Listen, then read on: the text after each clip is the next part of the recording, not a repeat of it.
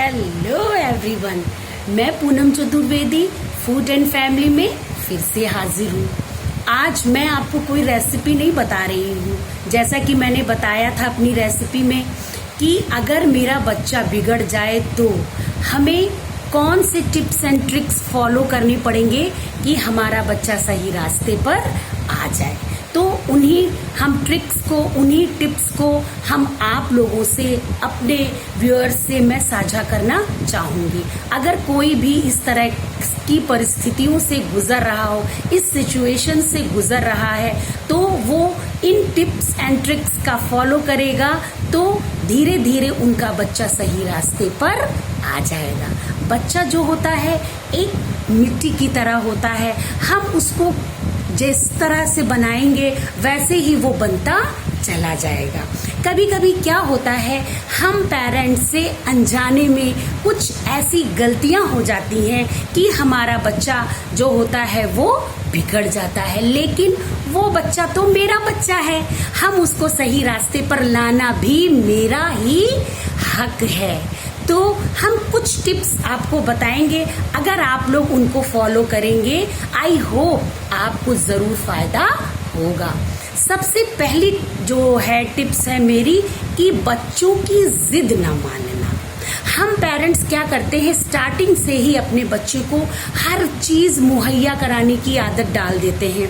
हाथ में पानी, हाथ में खाना, उसका बैग लगाना, उसकी सारी चीजों को, उसको जूतों में पॉलिश करना, हर चीज जो होती है मैं हम लोग करते करते फिर जब वो बड़ा हो जाता है, कुछ बड़ा हो तैयार होने लगता है, तो वही चीजें हम लोग, बच्चा हमारा चाहता है कि वही हमारे साथ वही सारी चीजें हों, वही कुछ हो।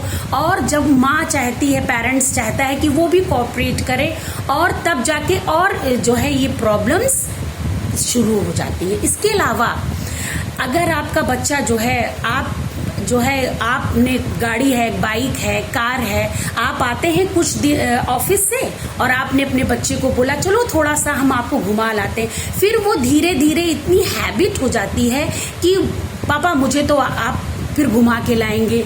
इसी तरह से जब बड़ा बच्चा होता है, 15-16 का होता है, तो वो जैसे ही पापा गाड़ी लेके अपनी लगाई, पापा चाबी दीजिए और मुझे तो गाड़ी चलानी है, मुझे तो, अब जब तक आप अपनी गाड़ी की बच्चे को नहीं दे देते तब तक वो इतना आपको पैनिक कर देगा कि आप कहेंगे लो आप 2 चक्कर लगा ही लो। और धीरे धीरे क्या होता है, बच्चा जो होता थोड़ी दूर जाता है, फिर और दूर जाता है, और उसके लिए ये खतरा हो जाता है।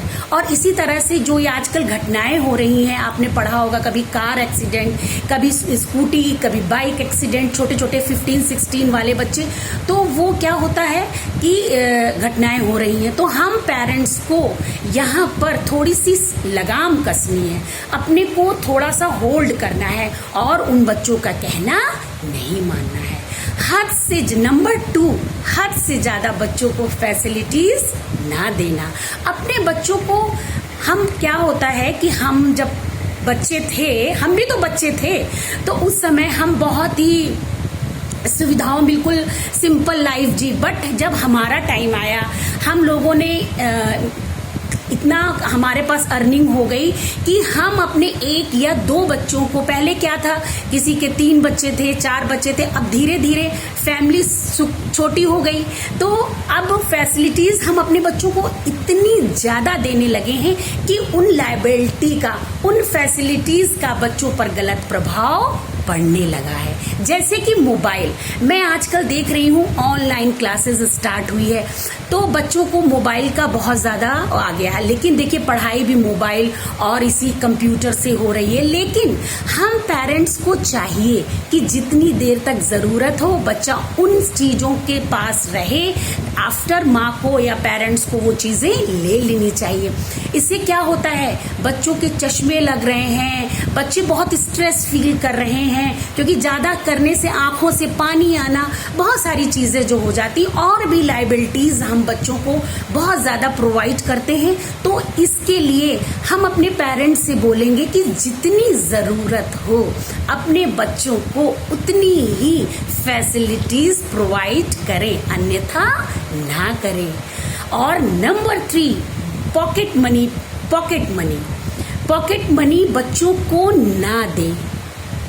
ये मेरा पर्सनल व्यू है कि पॉकेट मनी बच्चों को ना दें। मैंने अपनी फैमिली में खुद देखा हुआ है कि 5,000 7th 8th 9th के स्टूडेंट्स को 5,000 मिलते हैं पॉकेट मनी।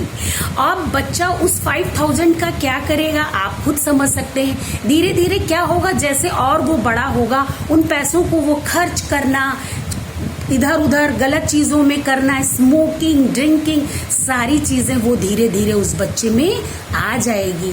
वो अपने फ्रेंड्स में पैसा खर्च करके वो अपने को एक अलग शो करेगा और उस चीज की जरूरत है कि नहीं है ये चीज, क्योंकि वो तो बच्चा है 15, 16, 17, 18। ये बच्चे तो बच्चे हैं, बड़े हो गए, बट ये तो पेरेंट्स के लिए तो बच्चे हैं। तो मेरा यही सुझाव है, अगर आपको बहुत ज्यादा जरूरत है, कोई रीजन है, तो अगर आप बच्चे को पॉकेट मनी देते हैं तो पेरेंट्स उनका पूरा लेखा जोखा अपने पास रखें। अदरवाइज बच्चे की सारी फैसिलिटीज खुद प्रोवाइड करें। उनके पास पेंसिल नहीं है, उनके पास रबड़ नहीं है, उनके पास नोटबुक नहीं है, जो भी चीजें ना हो, मैं चाहूंगी कि अपने पेरेंट्स से वो कि खुद बच्चों को प्रोवाइड करे और इस तरह से बच्चों को इन गलत चीजों से बचाएं। पेरेंट्स बच्चों को समय दें। नेक्स्ट हमारा टिप्स है कि पेरेंट्स बच्चों को जरूर समय दें, क्योंकि आज के टाइम में क्या है कि मॉम और डैड दोनों ही वर्किंग वुमेन हो चुके हैं। उनके पास इतना टाइम नहीं रहता कि वो अपने बच्चों को टाइम नहीं दे पाते, और उसका जो खामियाजा है वो कैसे पूरा करते हैं। उनको अच्छे रेस्टोरेंट में खाना खिला के, उनको महंगे महंगे कपड़े दिला के, उनको उसका इस तरह से उनकी खुशी नहीं खरीदी जा सकती। बच्चे तो बच्चे हैं। हम पेरेंट्स को अपने बच्चे को ज्यादा से ज्यादा टाइम देना है। वो क्या पढ़ रहे हैं, क्या लिख रहे हैं, किससे बातचीत कर रहे हैं, उनके कौन कौन फ्रेंड्स हैं, सारी चीजें जो है आप जब बैठेंगे बात करेंगे तो सारी चीजें जो है वो आप पता चलेगी। और तभी जो है ये जो समय होता है 6, 7, 8 ईयर्स से लेके और ये 18, 19 तक जो एज होती है, इसमें बच्चे को बहुत ज्यादा देखना, अपने बच्चे को टाइम देना, ज्यादा से ज्यादा टाइम देना, ये सारी चीजें हम पेरेंट्स को करना है। अगर ये स्टार्टिंग से आप सारी चीजें करेंगे तो आपका बच्चा रॉन्ग वे नहीं जाएगा। घर में बॉस ना बने। हम अपने पेरेंट्स को बोलना चाहेंगे, चाहे वो मॉम हो चाहे वो डैड हो, उनको बॉस बनने की बिल्कुल जरूरत नहीं है। एज अ फ्रेंड, चाहे आपका 6, 7 ईयर का बच्चा है, चाहे वो आपका टीनेजर बच्चा हो, आप बिल्कुल बॉस नहीं बनेंगे। आपके पेरेंट्स आपके टाइम पे बॉसी रहे होंगे, बॉस मतलब आपको होल्ड करते होंगे, लेकिन हम तो नए जमाने के पेरेंट्स हैं, नई एरा में जीते हैं। जब मैं बदलूंगी तभी तो मेरा बच्चा बदलेगा। और एज अ फ्रेंड की तरह, चाहे वो पेरेंट्स पापा हो चाहे वो मम्मी हो, सारी चीजें हमें शेयरिंग करनी है, सारी चीजें हमें बात करनी है और उनको सही राह की ओर मोटिवेट करना है। ये नहीं हर समय हमको पढ़ाई पढ़ो पढ़ो पढ़ो, ये भी नहीं है।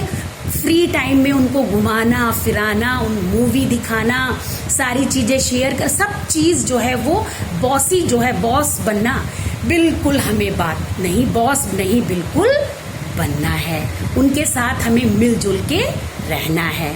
और लास्ट हमारा टिप्स है, ये हम पेरेंट्स के लिए है कि बच्चों का पक्ष ना लेना। हम पेरेंट्स क्या करते हैं, हम बच्चों को खुद ही बिगाड़ते हैं और हम रिस्पॉन्सिबिलिटी भी नहीं लेते। हम पेरेंट्स को बच्चों का पक्ष बिल्कुल नहीं लेना है।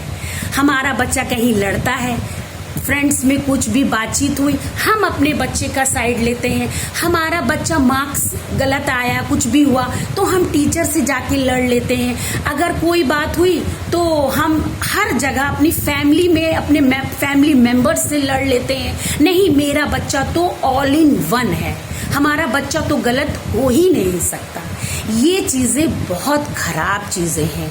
अगर हम अपने बच्चों की जो सच्चाई है वो हम सबके सामने लाएं कि सच में मेरा बच्चा 80% ही लाया है, 90% मार्क्स नहीं लाया है, हमारा बच्चा इस बार फेल हो गया है, पास नहीं हुआ है। तो हम अपने बच्चों की झूठी तारीफ क्यों करें? हम आज उनकी झूठी तारीफ कर रहे हैं, कल हम तो रहेंगे नहीं। फेस कौन करेगा? फेस तो हमारा बच्चा करने वाला है। हम उनको गलत शिक्षा देके चले जाएंगे और वो फेस हमारा बच्चा करेगा। तो मेरा पेरेंट्स से विनम्र निवेदन है कि अपने बच्चे की हमेशा जो सही सिचुएशन है, जो सही चीज है, वही प्रेजेंट करे, अदरवाइज उसको गलत चीजों को प्रेजेंट ना करें। आज मेरा जो टिप्स है यहीं तक कि अगर हमारा बच्चा जो है गलत बिगड़ जाए, गलत रास्ते पे चले जाए, तो हम उसको कैसे सही रास्ते पर लाएंगे। अगर आप इन सिचुएशंस को सीरियसली लेंगे तो धीरे धीरे आपका बच्चा सही रास्ते पर आ जाएगा। आजकल का वेदर रेनी सीजन है और इस रेनी सीजन में कॉर्न चाट का मजा हम लोग कैसे लेंगे, ये मैं टिप्स एंड ट्रिक्स से चटपटी चाट नेक्स्ट वीडियो में बनाऊंगी। मैं पूनम चतुर्वेदी। अभी तक अगर आपको आज का मेरा पेरेंटिंग टिप्स पसंद आया हो तो आप उसको सब्सक्राइब करें, लाइक करें और बेल आइकन पे प्रेस करें। Okay, tata, bye bye.